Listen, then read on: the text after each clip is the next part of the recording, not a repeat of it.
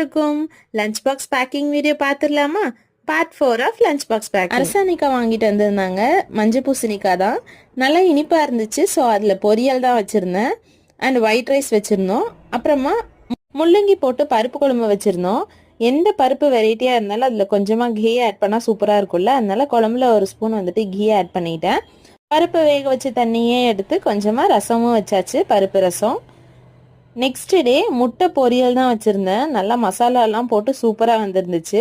அதுக்கு காம்போவாக இந்த கொள்ளு கடையில் வச்சுருந்தேன். அன்றைக்கி லேட் ஆனதுனால அது கொஞ்சம் ஈஸியாக செஞ்சிடலாம். அதனால கொள்ளு கடைஞ்சிட்டு அந்த கொள்ளு தண்ணியிலேயே ரசம் வச்சு கொள்ளு ரசமும் வச்சு கொடுத்துட்டேன். இதில் ஏதாவது ரெசிபிஸ் வேணுன்னா கமெண்ட்ஸில் சொல்லுங்கள்.